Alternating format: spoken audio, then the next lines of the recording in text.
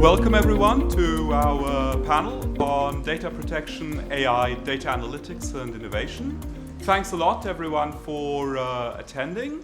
As a first note, we are almost complete. One of our speakers is still coming from another panel, and she's just coming through the room. I even left my phone behind.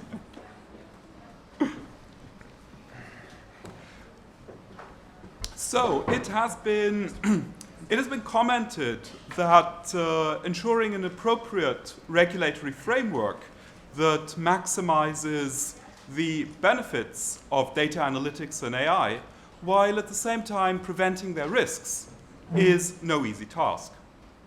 On the one hand, there are well-founded fears that unregulated deployment of these technologies will lead to a tracked, surveyed, scored, unequal, and highly discriminatory society fundamentally at odds with human rights and what we may call European values. On the other hand, there are also not unfounded concerns that inappropriate regulation will stymie development of much useful technology. Worry has been expressed in particular about data protection. It has been argued that key principles like purpose limitation, data minimization, or strict consent standards, as well as data subject rights, are supposedly fundamentally incompatible with these new technologies. There's also debate about how key concepts should be understood, in particular, anonymization.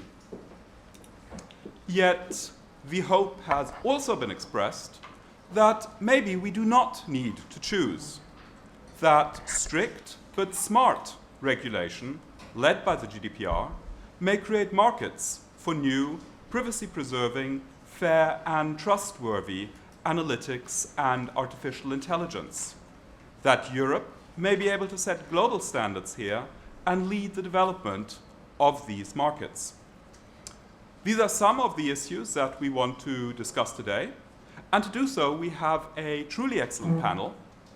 We'll start with Sophie Stalla-Bourdillon, who is a professor of information technology law and data governance at Southampton University and a senior privacy counsel and legal engineer at Immuta.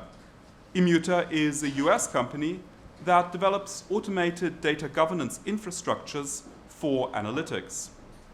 Sophie has published widely on the GDPR, anonymization, data protection for design, by design for machine learning, as well as on internet intermediaries and intellectual property. Then we have Dan Bogdanov from Cybernetica, who leads the Department of Information Security Systems at Cybernetica. Cybernetica is an Estonian R&D company that develops information security, e-government, and communication solutions. Dan's true passion, however, he stresses, is not in IT security, but in privacy technology. And he is the inventor of ShareMind, a secure multi-party computation system for privacy-preserving computations. He holds a PhD in computer science from the University of Tartu. Dan will be followed by Roland Vogt, who is also a computer scientist with a background in IT security. Roland serves as the data protection officer at the German Research Center for Artificial Intelligence, where he leads the CERT lab for certification and digital sovereignty. The lab sees certification as a key building block in the development of trustworthy AI systems and focuses on the development of certification criteria surrounding security, privacy, and informational self-determination. And finally, we have Nathalie Smuha, who is a lecturer at the law faculty of KU Leuven, where she focuses on the regulation of new technologies and, in particular, AI. Her research deals with the impact of artificial intelligence on fundamental rights, as well as the competing efforts to regulate and foster artificial intelligence by Europe, America, and China. Parallel to her work at Leuven, she has also worked at the Commission, where she coordinated the work of the high-level expert group on AI that has been drafting artificial intelligence ethics guidelines for Europe. So I'd ask you all to welcome our panelists, and then we'll have a brief presentation by Sophie, followed by presentations from the others, and then we'll open our panel for discussion. So please join me in welcoming them. Yeah, if you want, or you can also sit here.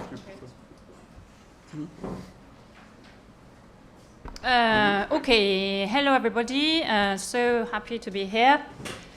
I'll try to be short and sweet at the same time. Data protection and data analytics, can we make it work? And I'm going to be even more ambitious at scale. So we've heard it all the criticisms. GDPR is a regulatory has-been.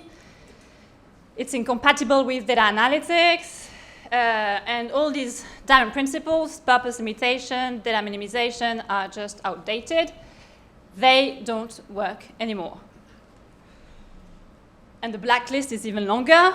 Purpose limitation, as I said, data minimization, the big data protection by design, and obviously data subject rights.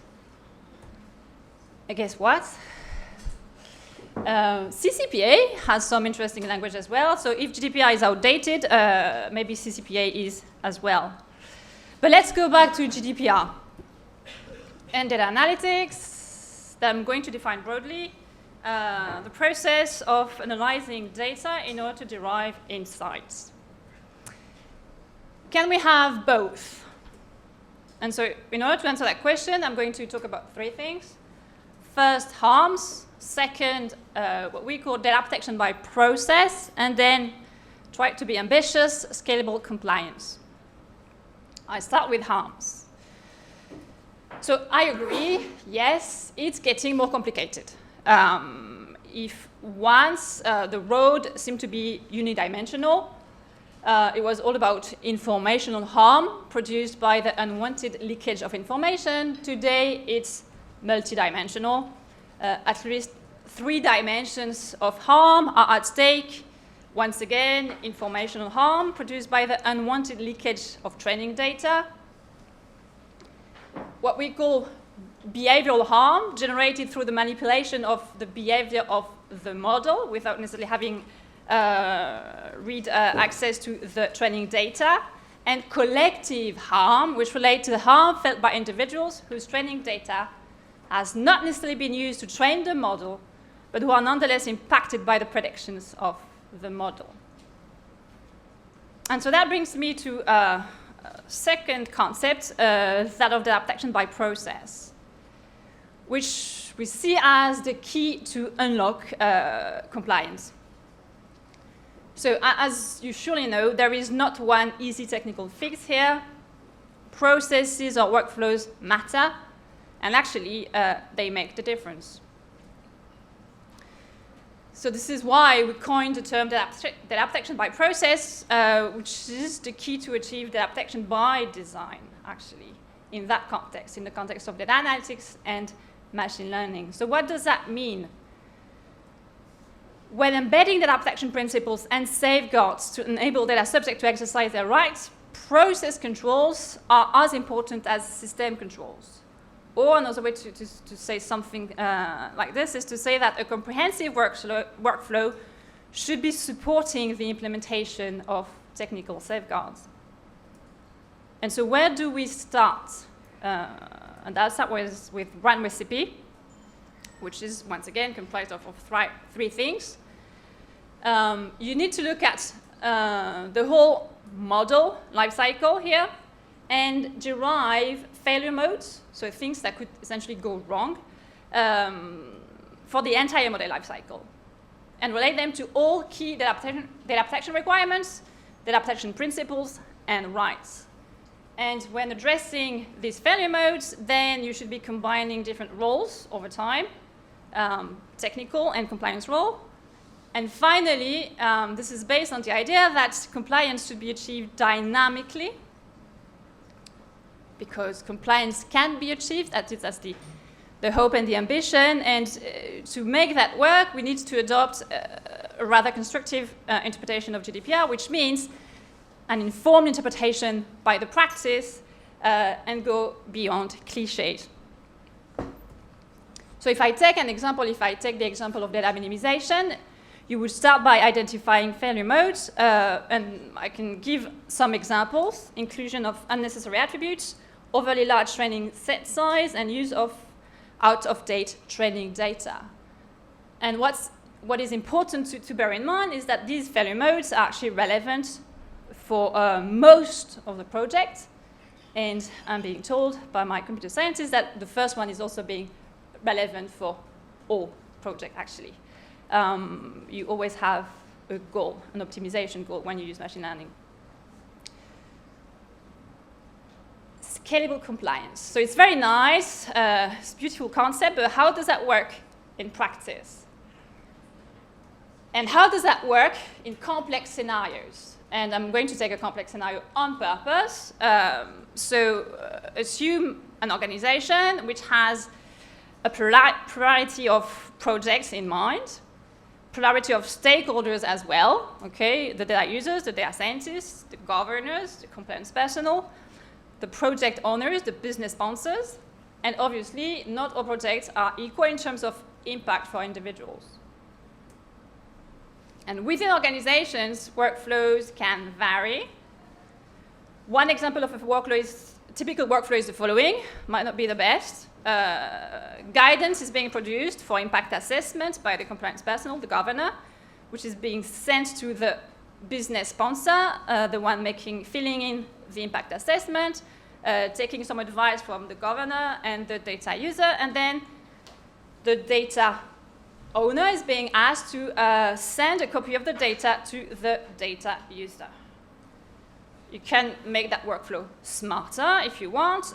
Instead of extracting the data and sending that to the data user, you could simply give access to the data to the data user.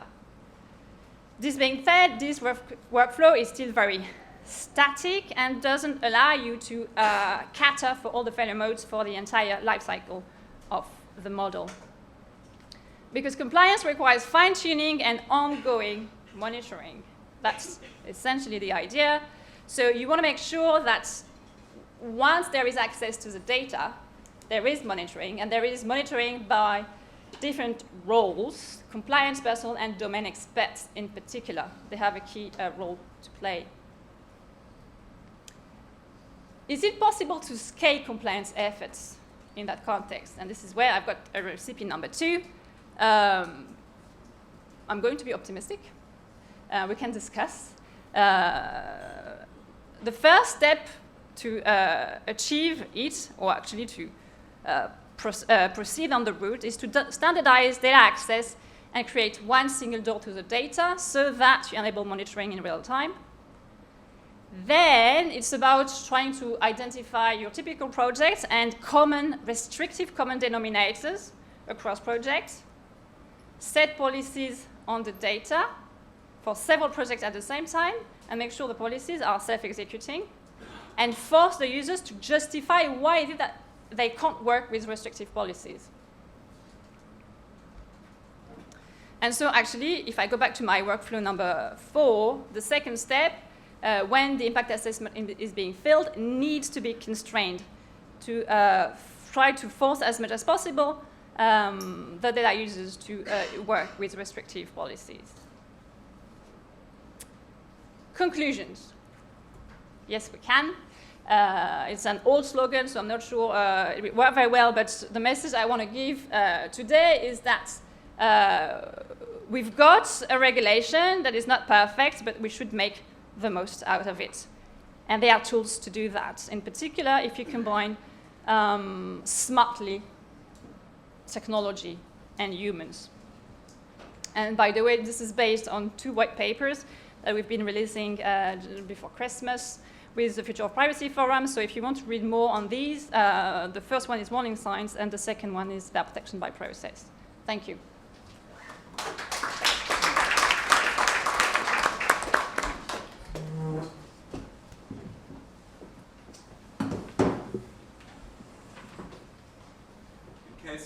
wondering why I'm standing here in the corner, it's not that, so you can see the presentations and not just shadows of my head.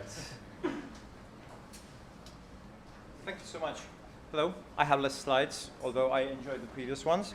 And I'm going to skip everything that you already told because I had a few of the same points. I'm Dan, and I am very interested in European Union industrial policy. I would like that we are able to build all the cool new innovative services that our colleagues and competition in Southeast Asia or the Americas and elsewhere are building based on European values. If I get that, then for a given value of winning, I've won in a way. So, but first of all, I'll start a little bit of where we are and why I think we are where we are. So let's look at two industries in point. The wood industry starts with raw materials. Wood, and that is grown through the carbon cycle. We have CO2 in the air, plants capture it. They create beautiful forms we see outside. When we cut them down, as we sometimes do, we get materials. And then through industrial processes, various industrial processes, we create additional materials, and in the end, we create the end results, buildings, furniture, whatever. And if I tell you to go to a forest, cut down a tree, and then build something from it, then you have a vague understanding how you would do it. You take a saw, then you take maybe an axe at some point, you make some planks, you have an idea. So there is a maturity to this process. If you think about the industry today, then they know how to use quite many parts of a tree. Some of them you make the beautiful planks out of, which is the high quality material. The smaller pieces you press into some building material that has good qualities as well. And what you can't use otherwise, you burn for energy, releasing the same CO2, which goes back to the carbon cycle. And yes, so it would work nicely this way. Now think of healthcare. Healthcare is a process. People go to a doctor, data is created, blood work, diagnostics, electronic health records. They may be combined somewhere. Depending on countries, it's different how you actually collect them and who gets to collect them. But then there is a significant interest in this modern personalized medicine, data-driven medicine, to use that data to improve the human condition and come up with new treatments, new diagnostic tools, and so on. So there is a similarity to these processes, but there are also differences. With the wood industry, we have a reasonable understanding of the side effects and leakage. If there is a paper mill near where you live, you probably know if it doesn't have enough filters because it stinks to high heaven. And kilometers around, you know that there is a paper mill. And you know that it stinks because it's leaking, because the filters aren't in place. It hasn't been built with enough quality. You're able to perceive that. We have the maturity. Our maturity with regard to data analytics and AI isn't anywhere near there yet. If you today go to a data scientists and tell them that I want this and I want this from that data, then they say, can I get all the data because I don't know how much I will need to solve that problem. So the maturity isn't on the same level yet, meaning we have to think of the new rules, which kind of filters we have to put in place. The second problem is perception. I don't know how many of you are able to understand whether an AI industry leaks. It's not so visible. You can't smell it very well. So you need others to do it. Fortunately, a lot of those people are in this conference, so you know you're in good company. But just yesterday, I think it was announced that also sometimes filter builders get it wrong. Apple, who built a nice advertising tracking protection mechanism in the Safari browser, security researchers found that through abusing the tool, it can actually be used to fingerprint web browser users with great efficiency. Meaning that sometimes, even if you build a good filter, it's wrong. It doesn't work as you anticipated. It creates a new attack vector. So we have a long way to go here. And one of my core concerns that I'm voicing today is that are we putting enough effort into thinking about how to make it easier to give the data scientists all the data, or should we also be thinking about teaching the data scientists about all the tools which help them comply with restrictions? And yes, privacy technologies do come into play. My second part of the presentation is about a story. It's one that probably is true for several European countries, which is that to do all of that, to improve the maturity of this industry, you need skills. And around 2014, 40% of IT students in Estonia were quitting their university studies. Means they didn't get the degree, they worked somewhere, but they maybe weren't able to do these high complexity cases, didn't create enough added value. Again, that's industrial policy for you. A government is worried about something like that. So on the screen, the gray columns are the number of enrolling students, and the red line is how many had quit by 2012. The data is a bit old because the project was several years ago. So some clever people suggested that we can have a nice statistical study on what's the reason, why is this happening? And there was a hypothesis from universities that all the students are going to work because the companies lack people they are hiring out of the university. Well, that's true. I also went to work on the last year of my bachelor's. I held out until then. But so you could do it easily by combining taxation records, because tax records know who has been paid by which company and whether the company is an IT company, which is reasonable information. And in the education records, you know whether somebody enrolled in a university, when did they graduate, if they graduated, and was it an IT curriculum. Wonderful. Link these databases together, and then you can do some analytics, answer the question. You don't even need AI. You can just go for statistics for that. Actually, that holds true for a lot of applications. If you talk to data scientists, then some people tell you that about 80% of applications are totally reasonably done with descriptive statistics. You don't need machine learning, but that's a whole different topic. But there are obviously barriers here. Data protection is actually an easy one, because data protection has exceptions for research, but tax secrecy is a separate thing which doesn't have many exceptions. So you have to make an argument that you're going to a different level. You're using a different quality for this kind of project.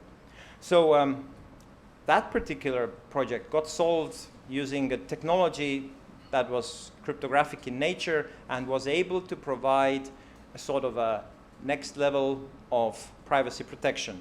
So what was done?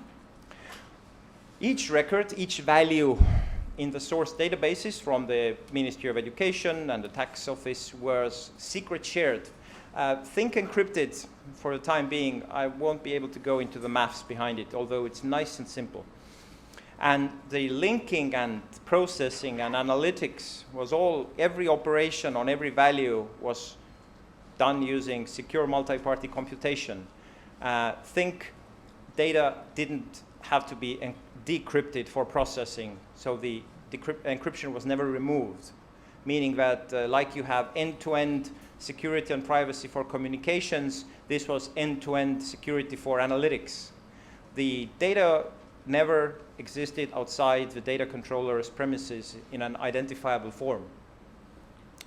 And that's it. There's papers on that. Ask me later. I can give you references to how it was done and what the security guarantees were. And here's the interesting part. That was actually pre-GDPR, that first project. So the DPA suggested that neither the hosts of the servers nor the analysts who make the queries were feasibly able to re-identify individuals.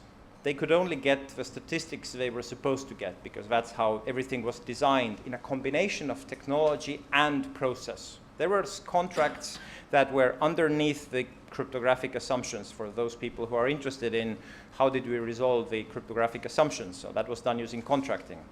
And there has also been some regulatory research done in the University of Göttingen suggesting that it might hold under the GDPR. You can make a similar argument under GDPR. Which one exactly is a question, but I can also refer to those papers.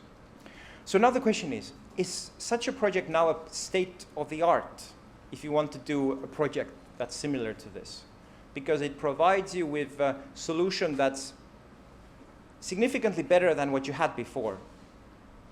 So today, if possible, with the esteemed audience, I would like to discuss about, so if you have an opportunity, somebody tells you that you can do anonymization, then who can help you decide whether a technology achieves pseudonymization or anonymization, or which one is better?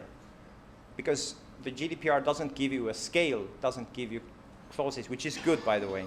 So how do we do on that? Is it a certification thing?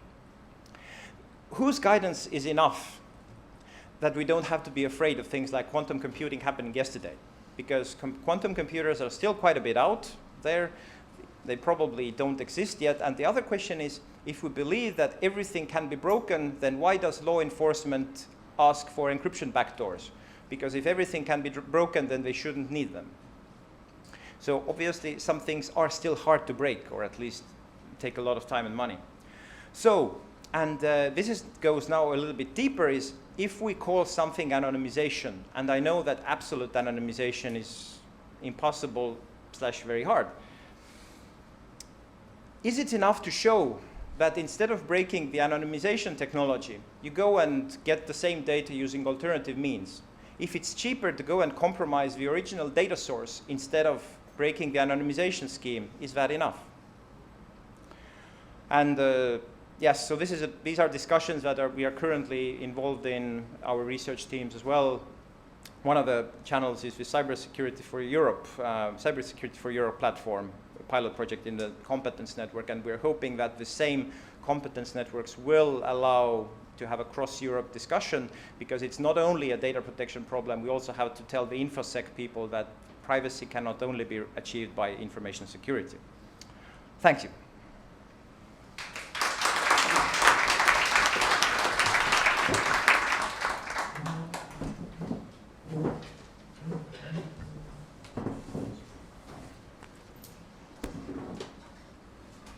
So, hello everybody.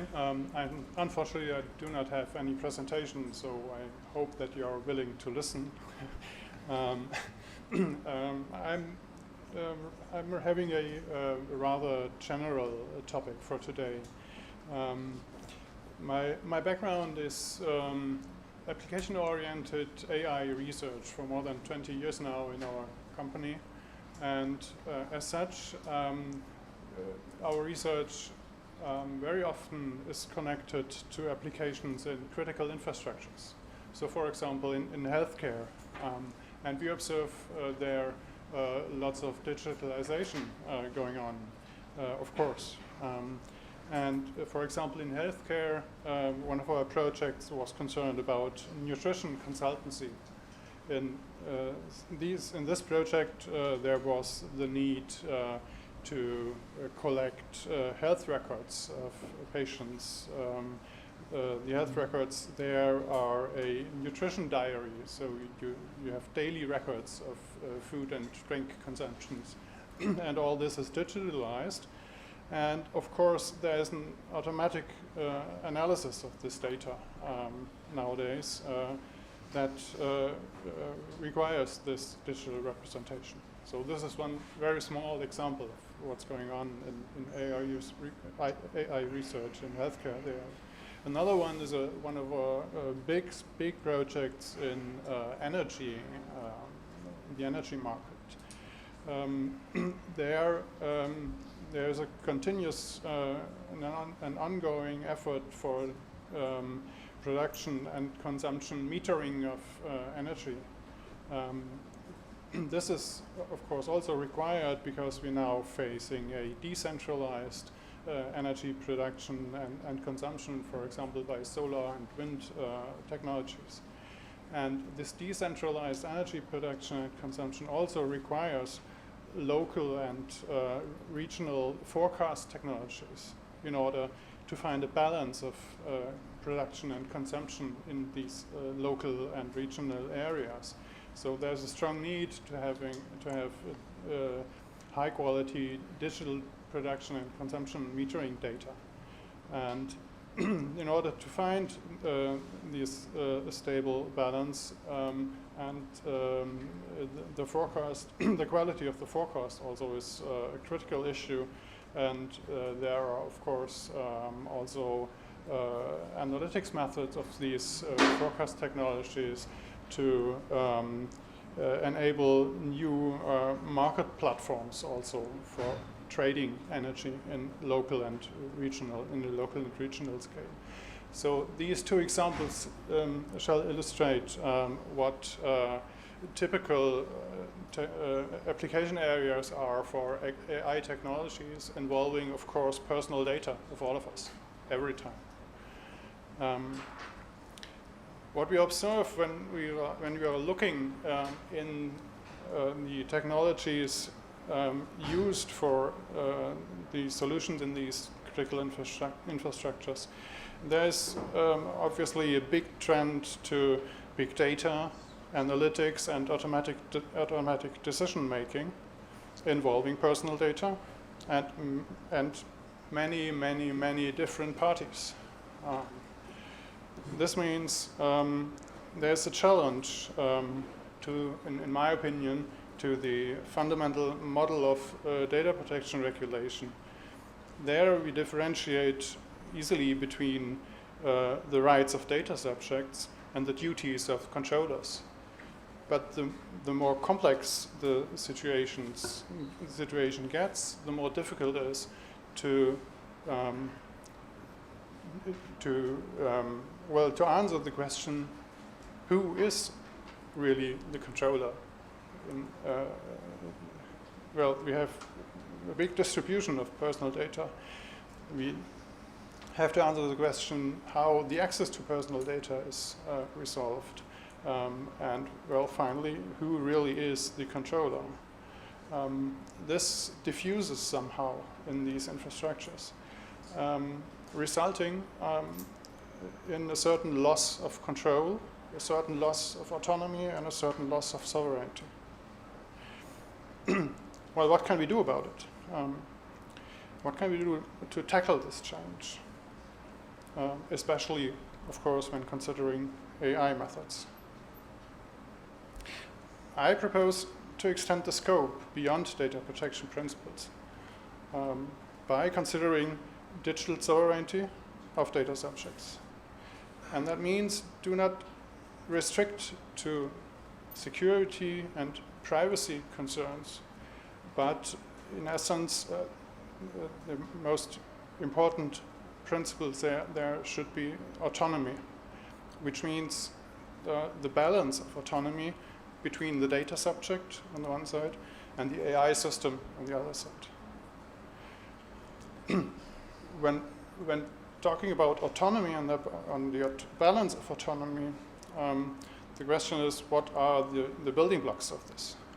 When we are looking at the AI systems, what can AI systems do for supporting the autonomy of data subjects? I propose 4 basic principles for supporting this. The first one is steadiness, which means if an AI system is concerned or confronted with similar tasks, it should result in similar behavior. And the second one is explicability. So it should be comprehensible by the data subjects. There should be an explanation of its behavior, which is for many AI systems nowadays, when they are built on deep learning, especially, not really solved for the moment.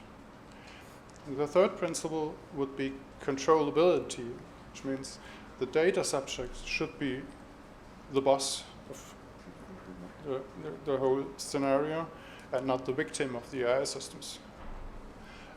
And the fourth principle, of course, is safety.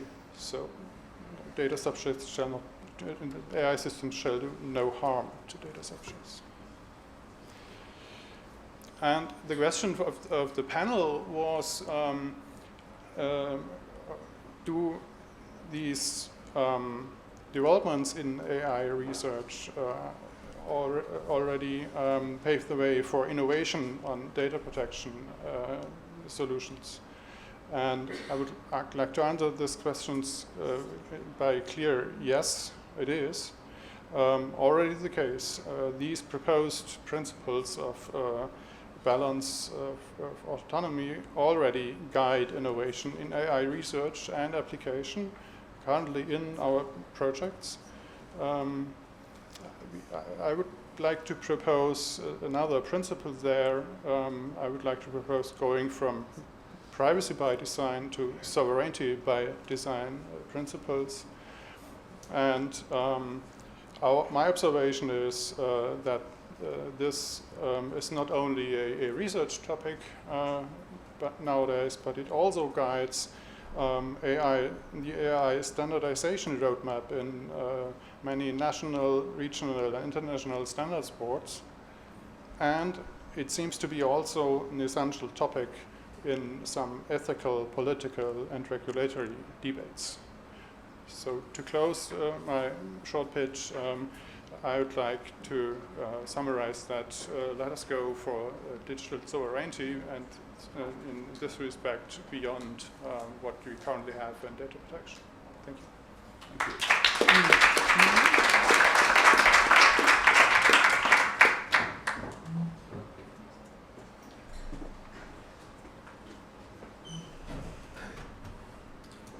All right, I will try to go without slides as well. I'm not used to that, so you can feel free to interrupt me if I run out of time. I won't be mad. So my focus is perhaps a little bit different from the rest of the panel, but there are some things that I would like to pick up and maybe take as a starting point. And first of all, it's this fact that there are tensions. Tensions between data protection principles, GDPR, etc., and between the logic of AI systems. And I think we already heard some of them. I mean, of course, transparency and private and the black box system, so to say. Data retention limitation versus retaining data as long as possible because you never know what you can do with it. The same with purpose limitation. But also this idea of protecting the rights of certain individuals versus trying to make correlations based on data of a huge number of people, where you don't really look at the individual person, but to scalability. So there are tensions between the GDPR, let's say, to simplify, and AI. But there are also a second type of tensions, and that is between specific principles of the GDPR or between specific rights. If you look, for instance, at the principle of transparency, if you really want to do that properly, you will at some point have a tension with principle of privacy. The same with explainability or auditability. If you want to secure auditability, it also means that you need to retain the data in order to then go back to it and audit it and see what went wrong. And the same can be said for human rights in general. I mean, there are always tensions between specific rights. Of course, the idea is that these tensions are not unovercomable. And I think we've heard from Sophie as well how you actually need to deal with these tensions in practice and make sure that you can work with them, that you don't need to make a binary choice, either privacy or security, but you can actually have them both. At the same time, these tensions are there, and they raise some difficulties. They raise difficulties in the sense that those who need to implement them actually need to do an interpretation of what it means in this particular situation to exercise this principle. And it's not easy, especially in an AI context. This is not an easy interpretation exercise, and it requires a certain judgment that needs to be made. And this judgment can be done differently by different people. And the GDPR doesn't tell us in detail how the judgment should be made for each and every case. So that's a first difficulty. The second difficulty is also, of course, resources. I mean, of course, there are processes that you can put in place to ensure compliance, but it does cost also some resources in terms of time, in terms of money, in terms of, again, this interpretation exercise.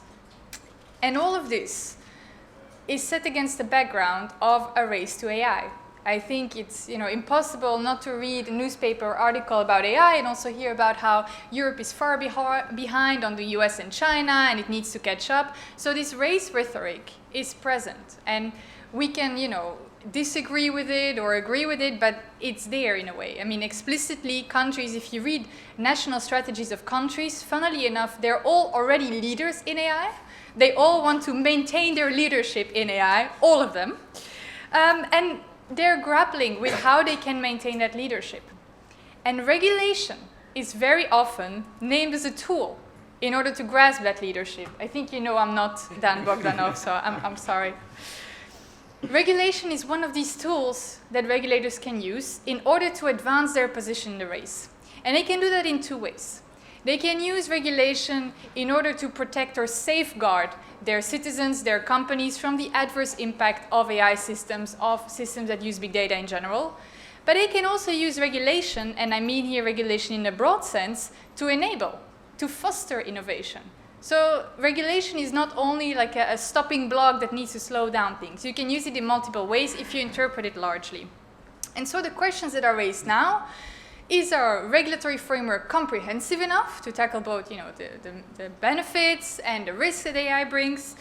Does it allow also for, enough room for innovation? And are there gaps that need to be filled? Are there gaps especially that need to be filled to show people, to offer guidance of how to deal with the two types of tensions that I mentioned earlier? And so because of this exercise of reflection of which regulation should we put in place, I try to argue that the race to AI also intends a race to AI regulation. But I'm going to qualify how I mean that, so bear with me. First of all, if we talk about regulating AI, which is literally what the EU is talking about, right? In the first 100 days, they wanted to put forward a legislative proposal for AI regulation. It's not going to happen. Obviously, it will be a white paper, there will be a consultation, thank God. But, regulation of AI is on the table. And of course, once it's on the table, the question is, well, what do you mean with AI, right? There are a few difficulties if you even want to go that way. There's not one AI. First of all, the way AI is applied in different situations and contexts is extremely different also in terms of the ethical risks that they imply. I mean, an AI system that is used to optimize, for instance, a manufacturing process will not have the same risk as an AI system that is used in a facial recognition system by the police. So that's already a first aspect. Second, there are also different techniques within AI. A rules-based system will have different issues than, for instance, a system based on deep learning. So you can really raise the question, does it even make sense to talk about regulating AI? Because there's not one such thing as AI. A second thing, and that is also something that Dan raised, there are many different legal domains relevant if you want to regulate AI. It's not just about safety or privacy. Even taxation can have an impact on how much AI can be innovative and fruitful within a certain country, or how much it can be slowed down in a certain way. So there is a holistic approach needed there. There are different legal domains. So there are few challenges for any regulator worldwide who wants to go into this race to regulate AI. Now, if we talk about a race, is this race going to the top or to the bottom? I think that is a question that a lot of people are wondering, and with good cause, because obviously we all hope that this race will go to the top, and that if we talk about regulation, it means that people are thinking about regulation, so it should be protective enough. On the other hand, there is of course also a lot of pressure not to regulate, and I think the US explicitly asked Europe not to regulate, because think about innovation. So there is this tension there as well. And in order to have a race to the top, there are a few elements that you would need. A race to the top means that different countries, different regulators learn from each other, right? That they see, oh, what is this one doing? That works, I'm going to do the same. And so by mutual experiential learning, they will find the wisest, the best regulatory system to attract the things they need in order to have their race to AI succeeding, right? That is AI talent, AI resources and investment, but also simply infrastructure, right? You need the capital, you need the talent, you need the companies, you need all of that. And regulation can help you attracting that. I'm just thinking of, if you set up a system that gives working permits easier for people who are talented in AI, that is also sort of regulatory measure that you can use in order to enable also AI innovation within your country, just to give an example. Now, the things that I mentioned are not necessarily present at global level. And there are also some externalities there if you fail to regulate in other countries, because the risks that AI systems have are cross-border. If one country does not regulate, there will be an externality in another country where that system will be exported to or used. So is there then a race to the bottom? I would like to counter there the magic word trustworthy AI. It is not that magical. But it is true that many countries are explicitly putting forward this idea that trust and ensuring that the system, the processes around the system, and the persons operating the system are trustworthy, that it is a benefit. And I think they mostly start to see that because it also actually has an economic benefit. There are a lot of studies now ongoing that ensuring trustworthy AI is actually something that consumers want to pay for. And as Nicola already mentioned, there are also new markets actually developing around ensuring privacy-preserving AI and trustworthy AI. It's becoming a business. So maybe trustworthy AI is not such a bad thing. So we see in light of that two developments, one more at local level and one more at global level. At local level, we see that there is kind of a race to at least put forward principles for trustworthy AI. Right? The EU is taking the forefront of that, but it's not just the EU. If you look at China even, Japan, Singapore, a lot of countries have developed their own AI ethics guidelines, their AI ethics principles, basically also to show to the rest of the world, you can buy our AI, it is trustworthy, we're full in the race. Right? On the other hand, at the global level, you also have a bit of a harmonization tendency, right? So there is a race to have your first regulation, your first principles out there, but at global level there is also kind of harmonization effort happening. Because all these guidelines, thank God again, they look quite similar. And a lot of discussions are now taking place also in UNESCO, Council of Europe, in international fora. So you see two things at the same time. You see this competition to be the first, and with Europe it's really, in 100 days we want to be the first to regulate AI, versus this tendency to harmonize and converge and try to have similar principles. How am I doing on time? Depends how much time we want to give them for discussion, okay. But we should maybe... Okay, then I'll try to round up. So the question is, are we saved by this tendency to implement trustworthy AI and by the realization that we need to have legal, ethical, robust AI, also if we want to win this race for AI? Not entirely, I would argue, because it's great to have some convergence, but if the level of that convergence, the level of protection that it offers is low, we don't win anything, right? If in UNESCO or the Council of Europe or within the European Union, they all agree to have principles for trustworthy AI, but then there is no enforcement with it, or there is not tangible right attached to it, then it doesn't give us much, this harmonization. So that's the first thing. And second, if this harmonization doesn't give us also some stability in terms of political stability and making sure that if a country secretly deviates from that harmonized rule, it's not punished, then it also won't work. And on the other hand, it might also be good in some situations not to have harmonization. Because, for instance, not every country is in the same situation. There are countries that will be impacted much more, for instance, in terms of labor, but also in terms of inequality. We know that AI can exacerbate inequalities. Well, think of countries where inequality rates are already extremely high. The impact there can be bigger. So maybe there's no need in that sense to have fully harmonized regulation for AI in that stage. So maybe just to wrap up, ideally we have a dual approach. And a dual approach whereby we say it's not or, but and. It's not or privacy or security. It's not or transparency or privacy. And it's also not either harmonization or competition for regulation. It's about finding a balance and seeing in which domain, in which area, for which risk, for which problem is one approach better than the other. Thank you.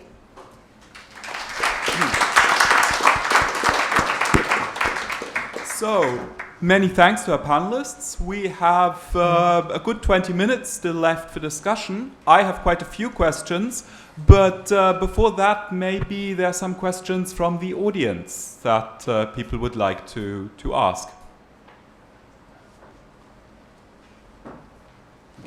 Okay. Thank you.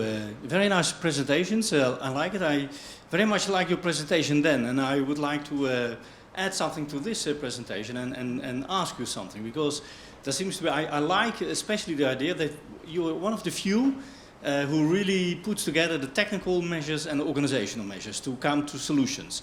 And but then you indicated that you would like that kind of things to discuss whether this is real anonymization. So then when it's real anonymization, it's outside the GDPR. No. Okay, Never that's said fine. that. Okay, because that's a bit of the inflection. Because I would say basically what we should strive for, and apparently you agree with that, is that these kind of measures, like all those NPCs and secret sharing, and we are working on it in our institute as well. My name is Mark van Lieshout, working at TNO in the Netherlands.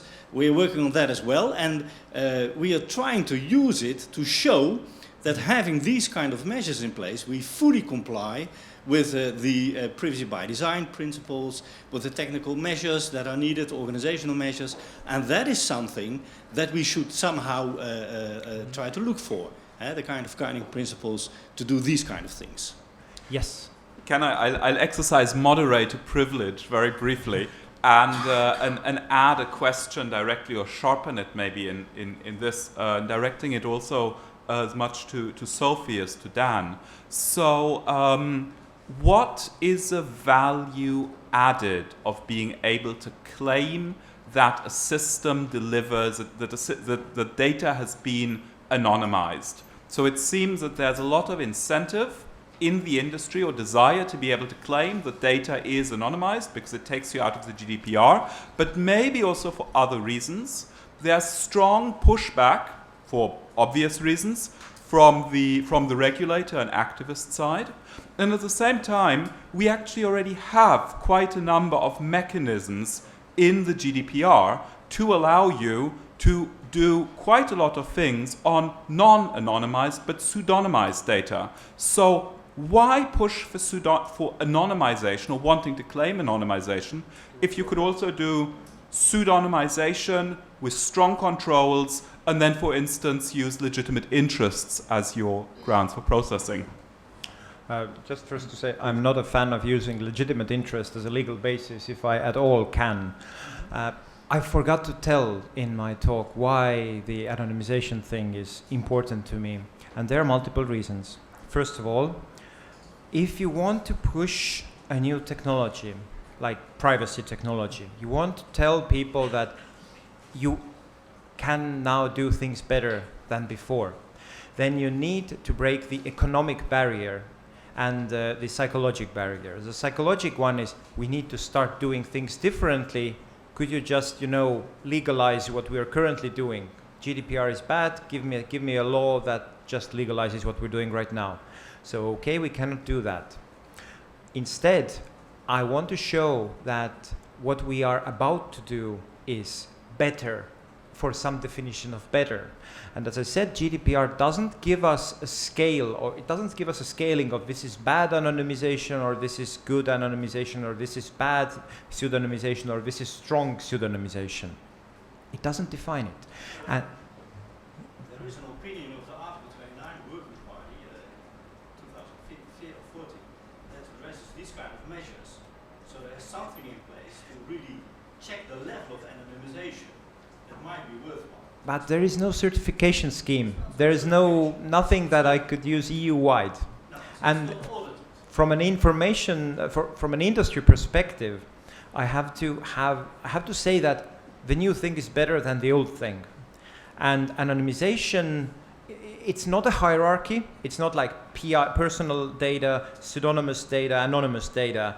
It's not like formal hierarchy in GDPR, but it kind of says that your liability with anonymous data is reduced.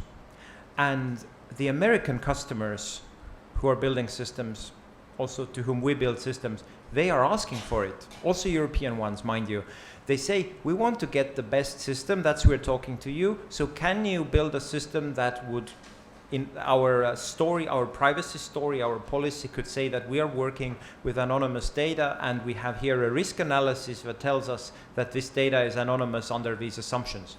So for me, it's an industry thing, it's a market thing. In order to break a new thing to the market, to improve the global state of thing, I have to show why it's better than the alternative solution.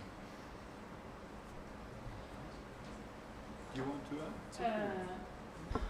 Or that one's closer, maybe. No, quickly. So, if in theory there is a theory and there is the practice. If you anonymize, then your re-identification risk is remote or very low. this is not something that you are getting with pseudonymization. So it's a security measure that is described in GDPR, but you don't necessarily get that. And the theory is also, obviously, if legally this is labeled as anonymized data, then it's the life of the recipient of the data is obviously easier. So that's the theory. This being said, this is slightly misleading in the sense that in order to be able to reduce the re-identification and risk, what you will need to do is to combine both technical and organizational safeguards in most places, which is very much what you need to do when you pseudonymize the data. So it's not the anonymization is not the panacea. Mm-hmm.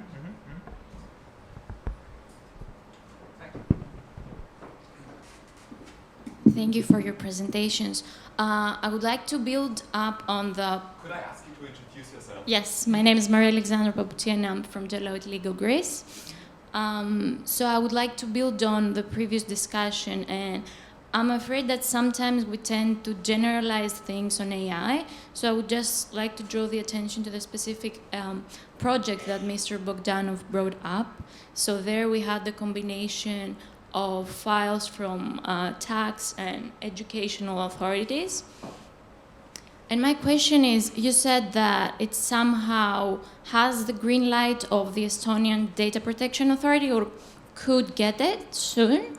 And the question is, what's the lawful basis for that, and how the data subjects have been informed for that processing operation? Because in my opinion, this is still personal data, even if it's pseudonymized at some point. Thank you. That project happened pre-GDPR, so GDPR was not still in effect, and the DPA's position, which they took formally, was actually stronger than what I could possibly argue for today. The DPA's actual written letter says that no personal data was being processed in that study. So I knew that this wasn't going to fly if I come to a European conference with it. So the next step I did was I went to Germany, where I know people have privacy very strongly in mind, and we had a nice collaborative project with a university and a law professor. From Uni Göttingen, Professor Spindler and his team were kind enough to analyze GDPR and what we did, and they wrote a paper on it, and there's 100 pages of PDF on why they think these arguments might be valid. Now the question is whether you belong to the absolute school of data protection or the relative school. The absolute school is if I dig personal data 10 kilometers underground, hide it in the Earth's core, going to it would require that I don't know what I do, then it's still personal data intrinsically, because re-identification is theoretically possible. Somebody else could also dig to the Earth's core. So in that, and I was, so I may apologize, I wasn't trying to make fun of that approach, because it's a valid thing, and as a cryptographer who understands attacks, I know full well what are the actual security guarantees of, for example, cryptographic principles.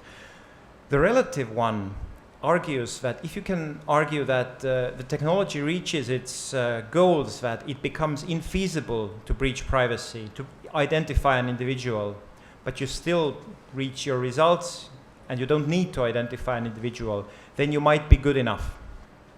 And I don't think this has been fully agreed on in Europe, which school is the right one.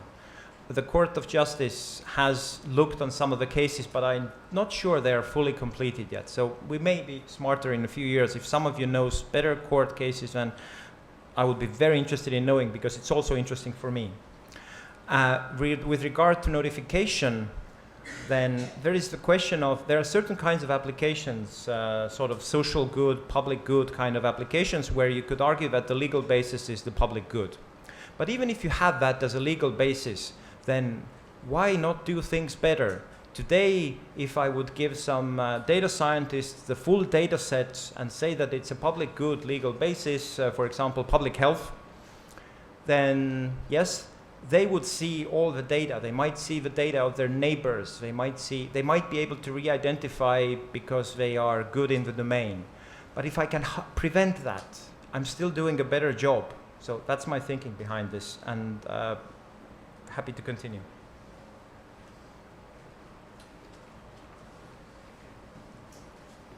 Hello, Koen Versmissen, privacy consultant from the Netherlands. Following up on the discussion between the two standpoints about anonymization. I mean, there is a whole spectrum, of course.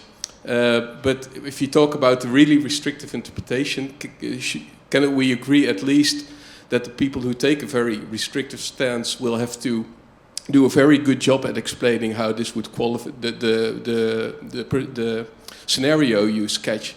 Scenarios like that would qualify as means reasonably likely to be used. Okay. Obviously. So, and also, please ask other people questions as well. Again, the method we typically use is we describe what is the current state of the art as how to re-identify. What do you need to achieve? How much it would cost? It's like, you can think of like Schneier's famous attack trees approach. So you either do that or that or that or that, and somewhere in the end you have breached, re-identified. The question is that if there are cheaper ways to re-identify than breaking the technology, then the technology is working.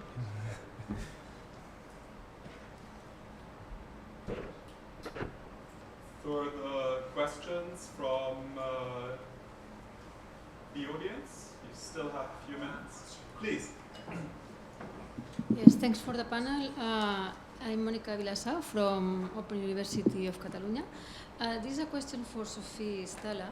I really found interesting what you say about data protection by process, but my question is, how do you begin it? I mean, at the beginning, there is always one of the principles of data protection that are questioned, for instance, minimization or principle of limitation. So I think the idea is really interesting, but at the beginning, are we complying with GDPR? Thank you. I hope so. Well, in any project, you need to start from somewhere, and you need to understand what your business objective is. Essentially, I start with purpose in that case, and identifying different phases, because actually this is related to a point that was made earlier about anonymization.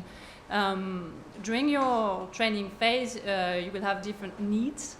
The amount of data that you need at the beginning is not going to be the same as the amount of data that you need at the end of the project. So you need to distinguish between phases and identify your need for each of the phases. But if you start with your initial purpose, identify your needs, you should be able to start your compliance journey by being out compliant. Yeah, so I guess we will need to be working with an example to be more specific. But from what I've seen on the ground, this is possible. Three sentences. Imagine a use case, police use case, where an officer has to give some validation before they're given access to a biometric database. If the user interface just asks, do you have the right to access this data? Yes, no. Then the officer obviously clicks yes 100% of the time. If the user interface asks, what is the case number under which you're making the inquiry? Then abuse will drop significantly. That's a process innovation. So maybe I'll also pose a question. Thank you first for the panel and for the variety of perspectives that you brought. It was amazing. Maybe I'm Sebastião Barros Val. I'm an ICT lawyer from VDA law firm in Portugal. And I have a question for Nathalie. Thank you for your presentation. You mentioned that in case of data processing in context of AI systems, even GDPR principles may be in contradiction with each other. And you briefly mentioned that transparency requirements in particular could be in contradiction with other principles of the GDPR in that context. Could you elaborate a little bit more on that? Because I was curious about what you meant there. So thanks. Yeah. I mean, if I just take a very concrete example, the data retention limitation, right? Which is a sort of privacy principle that is designed in order to ensure that you don't just keep the data forever, and we all know the reasons for that. But then if you want to actually be transparent to the full extent about your system, want to make it auditable as well, maybe to external controllers, that also means that at least some of that data you need to keep in order to be able to go back and see what went wrong in the system, what data was not complete enough, was there some bias, which step of the way. So you cannot have full transparency if you do not, for instance, keep the data. Now, I have to qualify that because you don't need full transparency necessarily in that sense. There are ways of dealing with that. There are ways of making the system auditable without necessarily infringing, the data retention principle. But it's not easy. It requires technical adjustment. It requires global governance adjustments of the kind that were actually exemplified by Sophie and Dan. So my point was not that there are necessarily incompatible principles with each other, but it's rather that there are tensions, and that it's not always easy to see how we can devolve these tensions. I'll exercise moderator privilege for last time and follow up on this with a question to Roland and also again to Sophie, but the other two are welcome as well. In your practical experience, I mean, the theme that, at least in German data protection, that the different data protection principles stand in potential tension with each other. You don't have full transparency and full confidentiality and so on and so forth.